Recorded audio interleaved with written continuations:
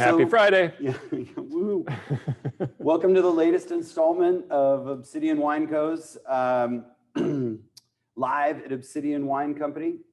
And today we are focused on From Bubbles to Boon, which is essentially an opportunity for us to explore with our co-founder and founding winemaker, Michael Terrian, the differences between these two wines, despite the fact that they are from not only the same grape, but the same clone of grape, and not only the same clone, but the same clone grown ostensibly in the same vineyard, two different parts of the vineyard, but a fun examination. So that's what we're looking at doing today. Thank you for joining us pre-Christmas holiday. Happy holidays to everyone out there. And this is fortuitous because one of these two wines is our Bubbles, our Blanc de Blanc, which Michael made back in 2015, is a total one-off and a super fun side project that we within the company have had the benefit of drinking at team building exercises over the last few years. So I'm going to go exercises. Exercises, yes. I'm going to go ahead and open this up, and I'm going to let you know that if you're looking to do this, please do this now. Don't hold back on our account. If you're waiting to taste until we cue you, now is your cue. Cue the drink. No, yeah. Actually, let's start with the Yes. sparkling wine. Yeah. I almost said it. No champagne here. Just Carneros sparkling wine. Yes, with its fancy crown cap. Thank you, Douglas. So this is an idea that came up to us when I think one of our meetings, we sat around thinking like we should have some bubbles, and suddenly I saw everybody was holding their finger on their nose and I wasn't. So that left me to do this project, which I think was a bit of a bastard stepchild until about now, or last year or so, when the wine became good. And that is that's the cool thing about bubbles, is that it's pretty bad when it begins its life, and then it can turn into something extraordinary. It's magic. It's alchemy rather than how we think of winemaking for still wines, which is really a maker's job to turn it into something that tastes good. With sparkling wine, it's a different beast where you set things up to work out and then you put it away, and eventually you hope when you pull it back out, it works. My very, how is it? Oh yeah, here we go. You don't need to have any more. I can take care of the rest of this if you'd like. So for the last 5 years, I've been drinking several cases of this a year, which might account for some of the depletions in the past few years until now releasing it finally to you guys. So thank you for participating in it. And we were happy to share it with you, although I don't have any more in my cellar. I don't think anybody has any more. In fact, if what you have at home is what we have to sell you. We let everybody know, I guess last month through email that it was available, and it quickly disappeared.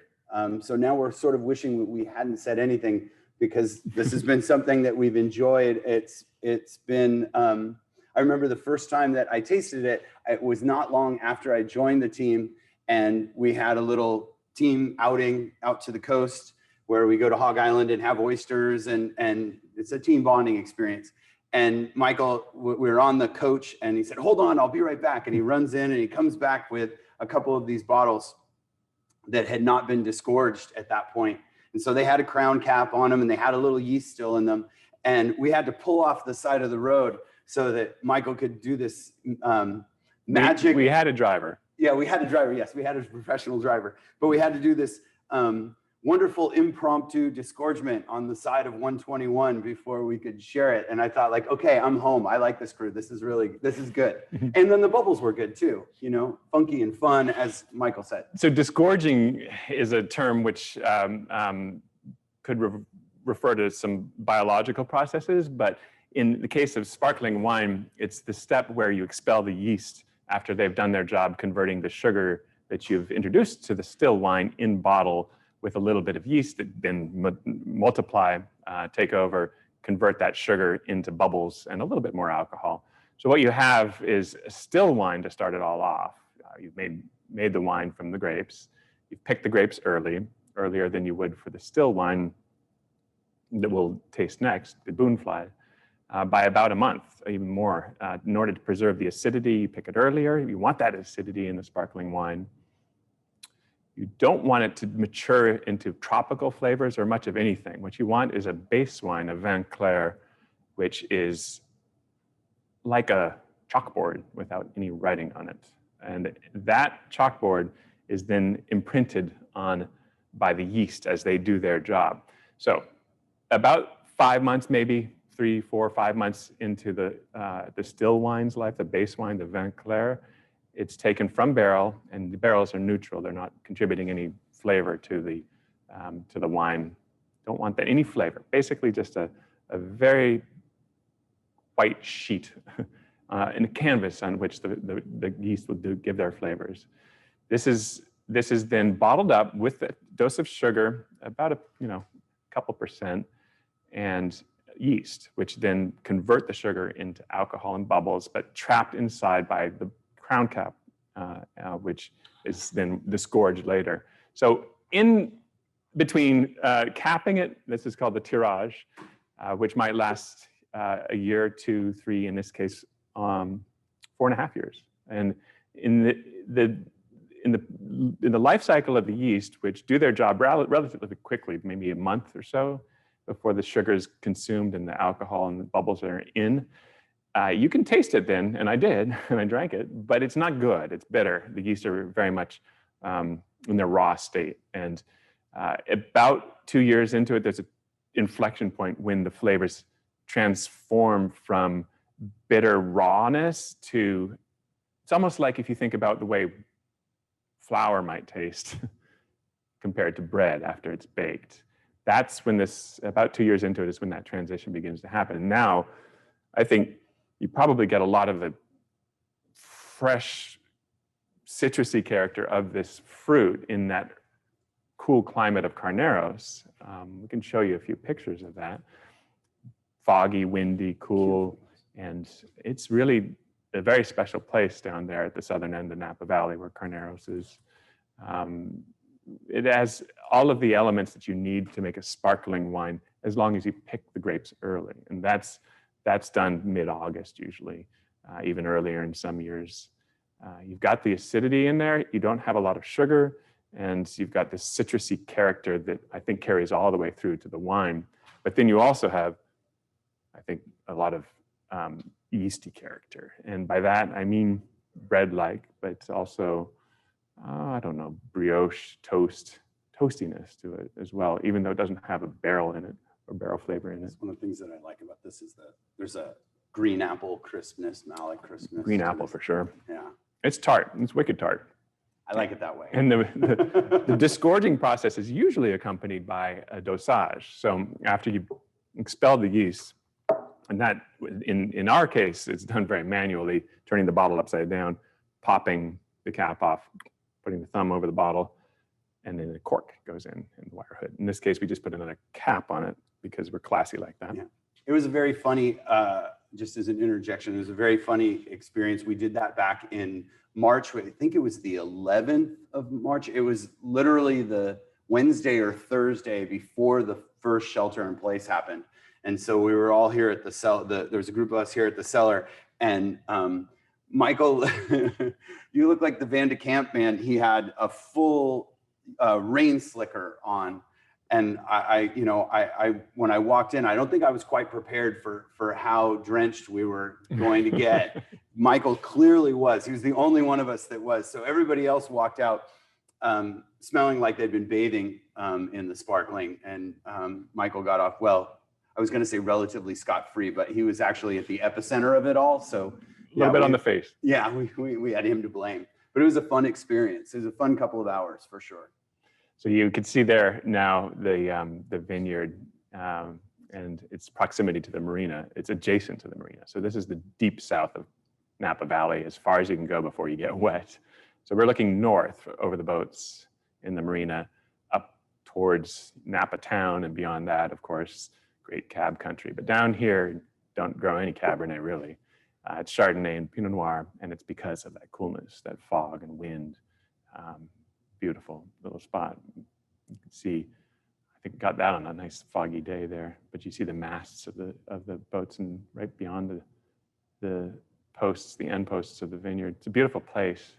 And then where we pull the grapes from to make the still wine, the Boon fly, is on the slope rather than the flat. So this is a good picture illustrating down below the heavier clay on which the vines grow that are the source for the sparkling wine, not just ours, our meager 50 cases, but the Molnars have been selling grapes to Domaine Mum, for, I don't know, 4 decades, I think, maybe 5. And so this is a vineyard that goes back to 1973 when they acquired it. But it's up on the slopes where the heavier clay transforms to a lighter, somewhat gravelly mixed loam. And that's where the Boon fly Chardonnay is grown and makes a very different character, as well as for the reasons of how ripe it is before harvest. So let's, if you have any questions, by all means, type them in, or we can get. Does the sparkling wine need to be riddled? And if so, Riddling refers to the process of moving the bottles incrementally to release the yeast from the sides of the inside of the bottle so that they can gently get down to the tip before expelling in the disgorging process. And you probably have seen the pupitre, the A-frames with the holes in it, where the Frenchman with the gauloise hanging out of one lip and the beret go through it and move the bottles incrementally. We do a version of that. We call it kick riddling, where we put them upside down in a case and kick the case as we walk by on a regular basis. It's not quite as romantic as the Frenchman and his gauloise, but it does the job just fine. And we all contribute to the kicking. It's more romantic than the larger sparkling producers in the area. Good point. That have the mechanical riddlers. Yeah, mechanical riddlers. It's like robotic arms and cages and all that. So yes, they literally have a pallet of wine in a cage, and it'll, we're old school here. We are not actually committed entirely to this program, although the grapes are committed to other programs that do this in a very professional way. We are not professionals. It sounds like the name of a rock band, Kick Riddlers. Kick Riddlers. With this wine, what does the heavy versus light maceration during the initial crush do to the final effect, the final taste? Ooh, light maceration versus heavy maceration. This is, going back to what this is, Blanc de Blanc being white of white. So a white wine made from white grapes versus Blanc de Noir, white wine from black grapes, Pinot Noir typically. That means that we just squeeze the grapes. So it's harvested by hand, brought into the winery immediately, squeezed right out, and not squeezed very hard because you don't want the tannins especially from very low ripeness. The critical thing is to only press to a certain pressure in the press, take that almost just free run juice from the berries and make wine out of that and toss the rest. That's the way to make a Blanc de Blanc, which doesn't fall apart in bottle with the tannins that are in there. So no maceration, no contact with this, minimal contact with the skins. Try to get the juice extracted from the skins and the seeds as quickly as possible. And is that different than from like a Blanc de Noir where you're looking for the color, or is that color coming from the dosage predominantly? If you're making a rosé? Or if you're making a Blanc de Noir, because it's like 60. Well, you don't want any color in a typical champagne unless it's a rosé. And so a Pinot Noir, a Blanc de Noir, would have to have been squeezed rapidly like that and kept away from the skin. So as you probably know, a grape, not that big, but wow, where are you growing those? Chernobyl. The grape has a skin which has the pigment. The pigment essentially is sun's screen for the genetic material in the seeds. And the pigment is only in the skins, except for a very few Terroir varietals, whatever. It's a group of grapes that we don't really make wine off very often. But in Chardonnay, Pinot Noir, Cabernet, even Cabernet, which as you know is a robust red wine, the juice is clear, but it's the skin that has the color. So yes, again, for Blanc de Noir, get the juice away from the skins as quickly as possible, but you still have a little pinkness in the juice, and you Yeah, got to that's deal what with that. I didn't mean Oxidize to make out, it sound like it was a dark sparkling. I like if you put up. I like dark sparkling. Yeah. Ooh, next month. Tune in next month. Yes. But even if you're putting, let's say, a glass of Blanc de Blanc up against a glass of Blanc de Noir, you can see. Yeah, you can just see the difference in color. And I was just wondering, like, does that seem, in your experience, does that seem to be coming from that? I have no experience. That I have one prior experience. I did when I was starting my career at Acacia. What was it, 1998? It was a weird moment at Acacia. Acacia's gone poof. I think Diageo bought it 2004, and it doesn't really exist as a brand anymore. But at the time, it was an incredible winery that Mike Richmond and Larry Brooks had started back in '79. And they had been bought by Chalone, and Chalone had hired me, and I was, making terrible wine, responding to the publicly traded nature of that corporation, which was essentially to make wine that was very, very easy to drink immediately off the bottling line. I'm making it sound awful. It wasn't. It was wonderful. It was a good time. But I did make a very bad wine out of sparkling.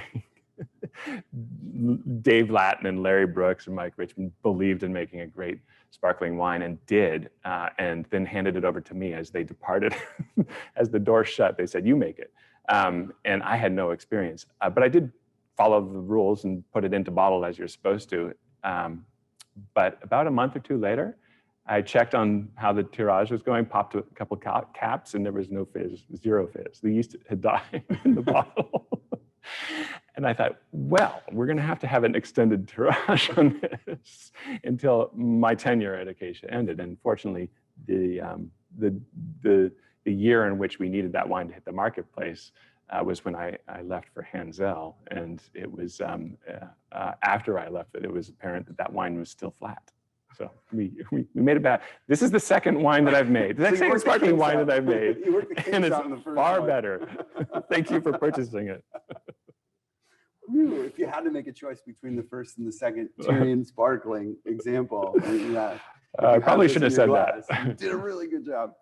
Excellent. So, okay, you were. JJ's got a question. Follow-up question to that. So what would you change next year or next time you make this? Which is kind of. Yeah. What would you change next year or next time? I don't know. Whoever asked that question, what would you change? Is it too tart? I think there's probably the kind of question that if you have a palate that likes something a little bit more robust and fleshy, this is on the very laser beam side of things. It's good probably for a French 75, may I suggest. Half ounce of lemon juice, half ounce of simple syrup. What else is in the French 75? And gin, of course. Gin, you can't miss the gin. An ounce of gin and then 2 ounces of this, and that's gonna set you off. Seriously. Shut your computers, run to the fridge, get your gin out, your lemon juice.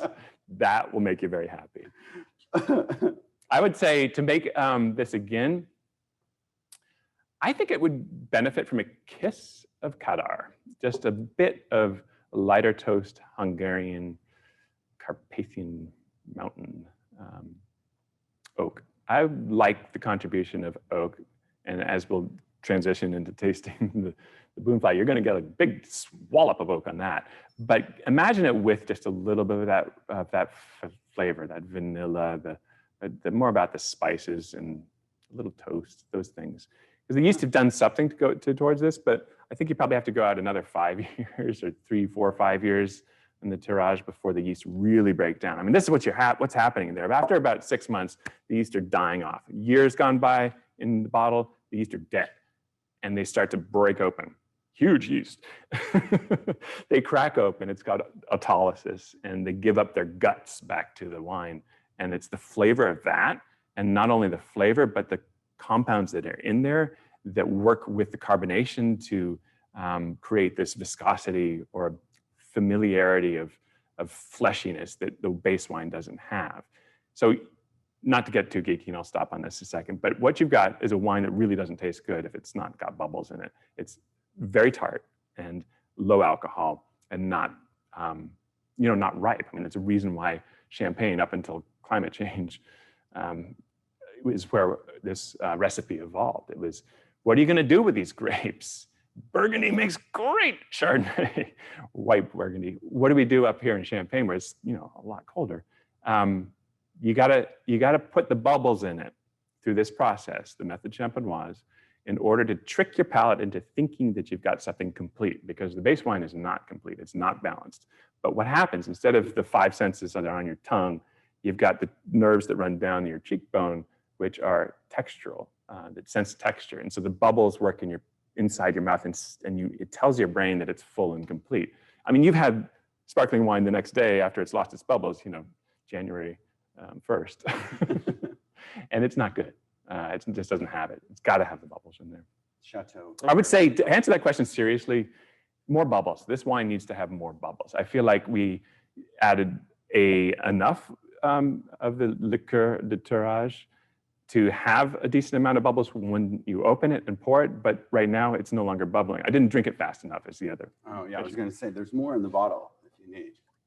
I have a question that follows up to the comment about Kadar barrel being added to this. Would that be a percentage of new oak, or do you think it's like a second use barrel? Oh, that's a good widely question. Used, I'm a big fan of a second use Kadar barrel. And if we didn't have that opportunity, which you could probably find it from the Chardonnay program and bring them in. But I would say, like, if we did 5 barrels of the base wine, one of them should be new. And a light medium toast rather than a heavy darker toast. So it's got more of the nuances.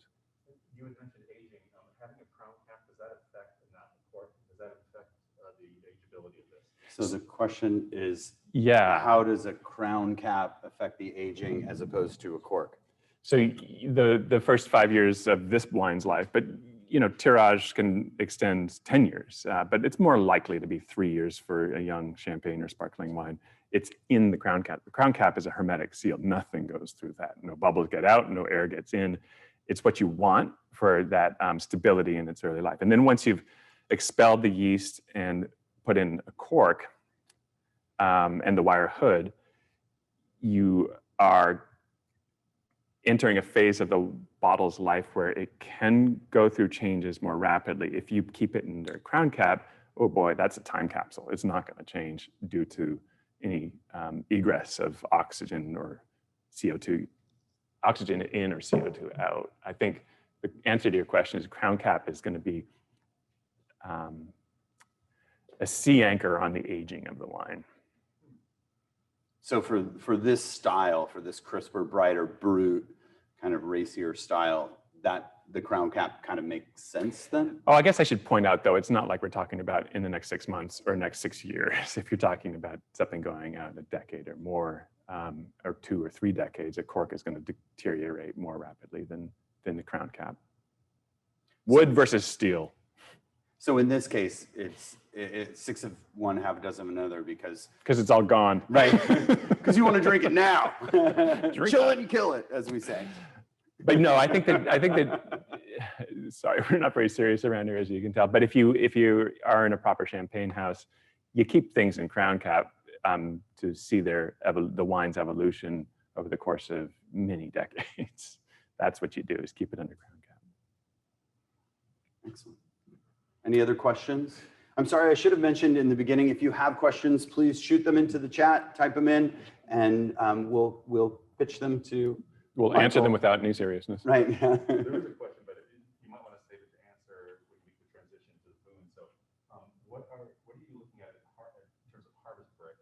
Oh, okay. Contrast between the two. So harvest time, what are we looking for in the fruit? You have this image that we love to promote of me and any winemaker walking around the vines and tasting a berry and saying, oh, 1 more day, or preferably now, pick now. And it's kind of absurd when you think about it. The fruit's been hanging out in the elements, doing its thing for 170 days or whatever it might be.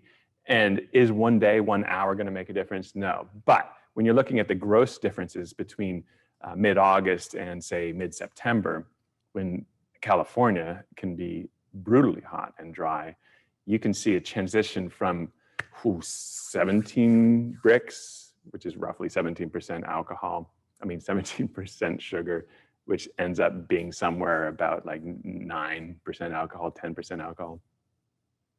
You can see it jump from 17 bricks to 20 bricks in the matter of one hot week. But you got a problem there because that's through dehydration, which can then drive up the acids as well. So really you're picking on numbers when you're making the sparkling wine.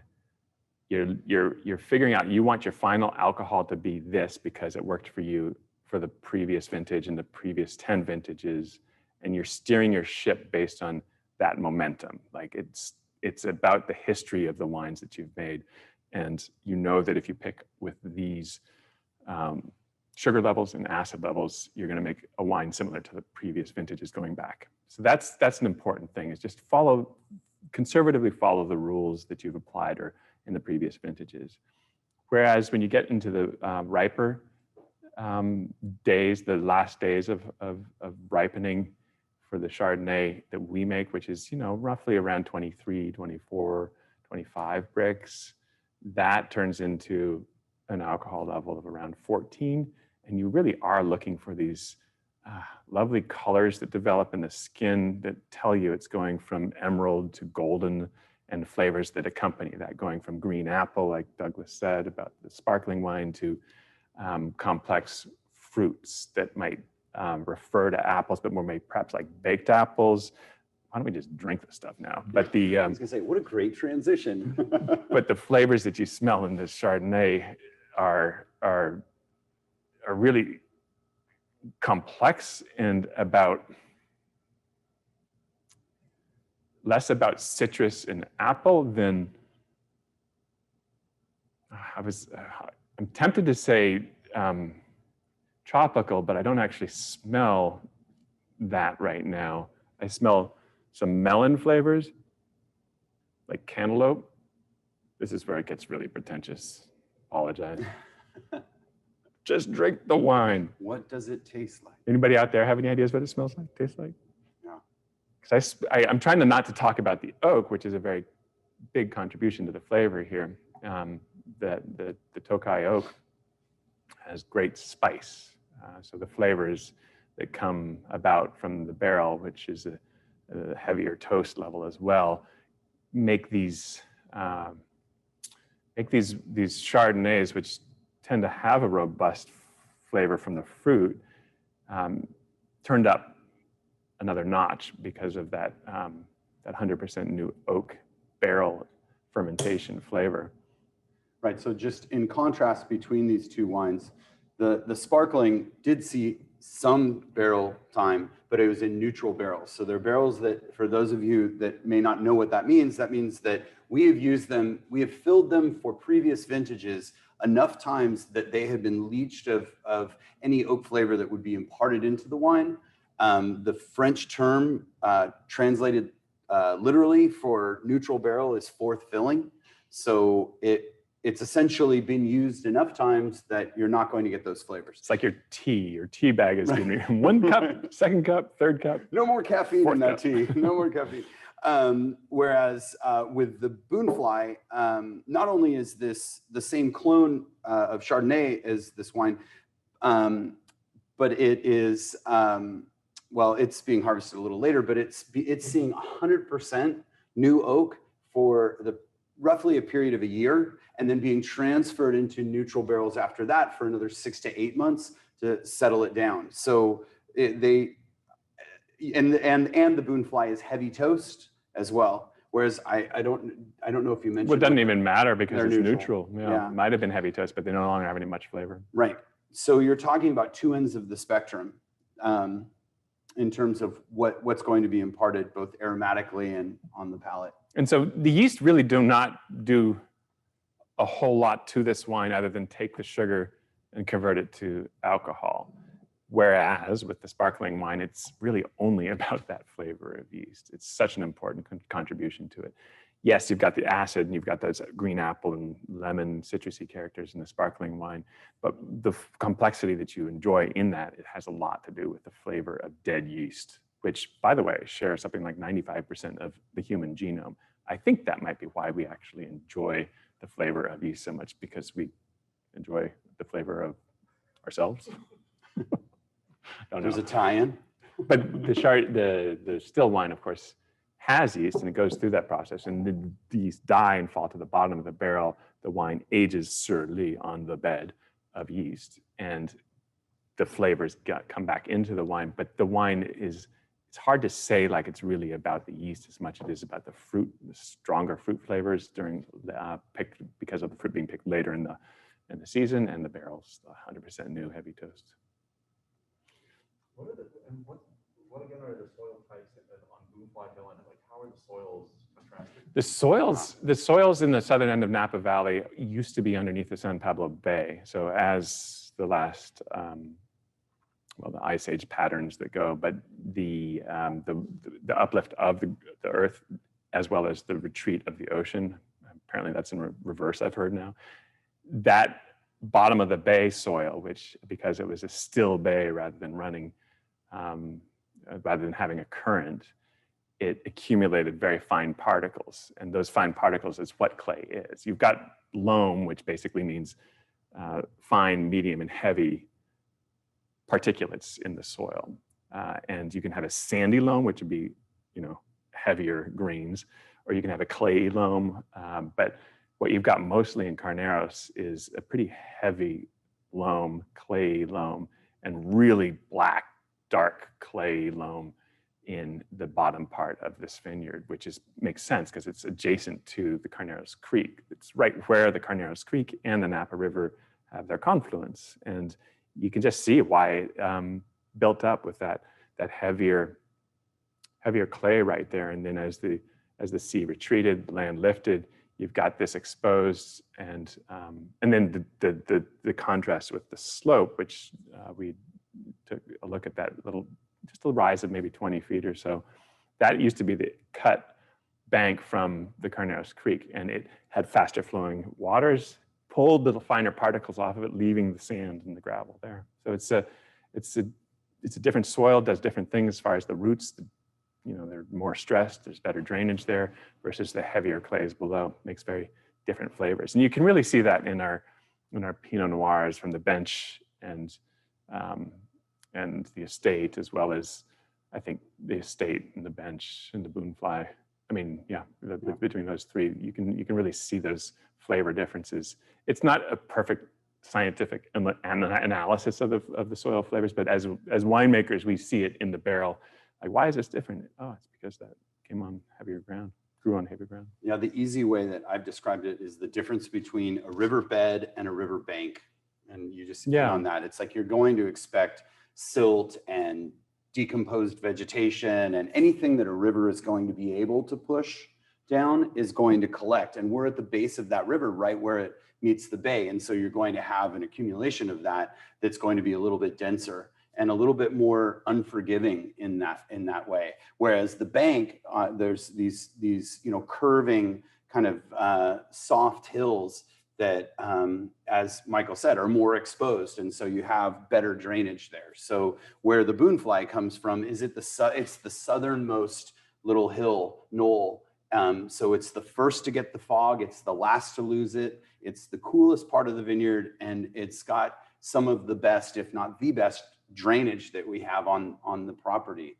And so you're going to see lower yields, higher acid, and stress, which we like when it comes to producing a still wine. Another question? I've got a question that you could use to sort of tease the next one. So people are asking, like, have you ever thought about doing a sparkling red wine?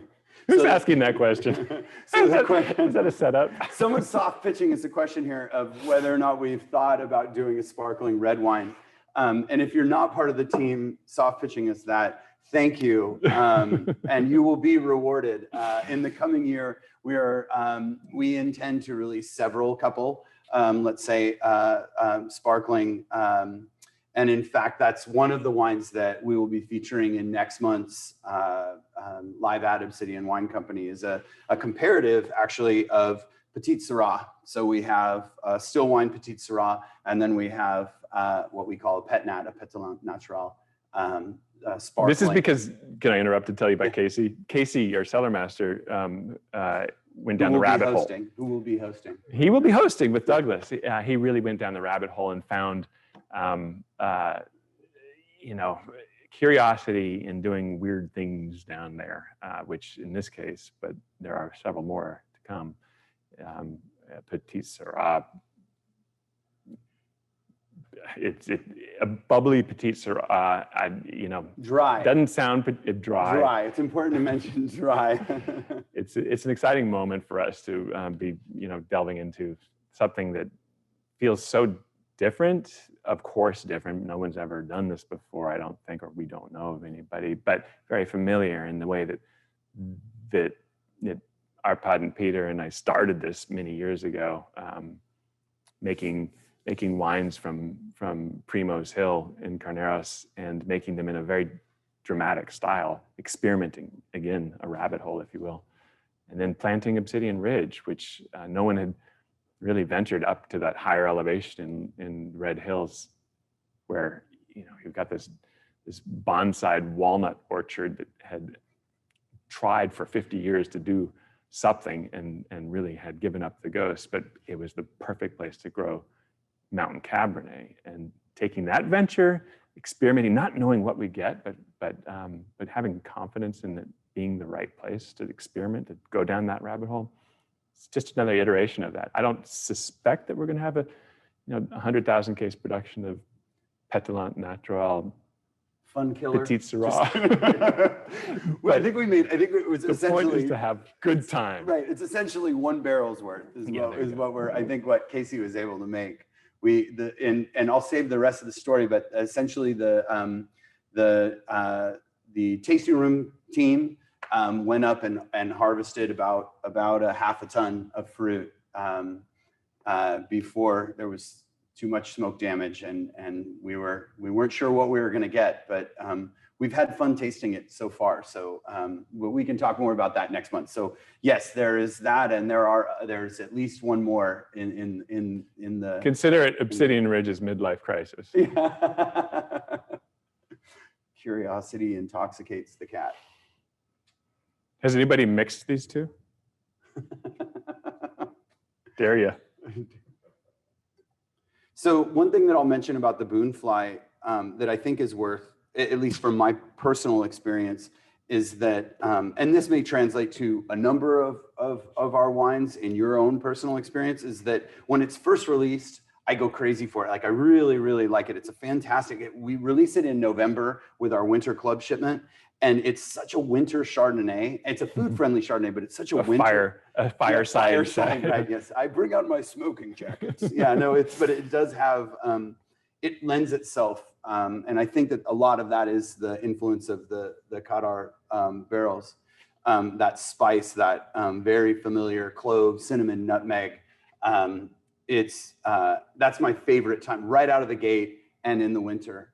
And then Are you putting eggnog in your Chardonnay? No, just chill it. I just chill it a little bit.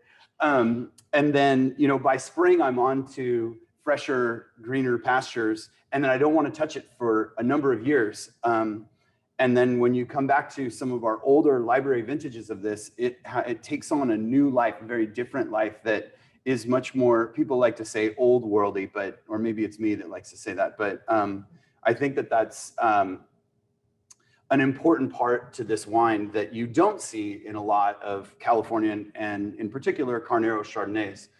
There's a lot of things that are going to last 3 to 5 years, and by then, if you haven't drunk it, you give it to someone that you're pretending you like. But in this case, you'd be doing yourself a disservice, because I've found in tasting older vintages that it's not until 5 to 8 years that this thing wakes up, and it's a different beast.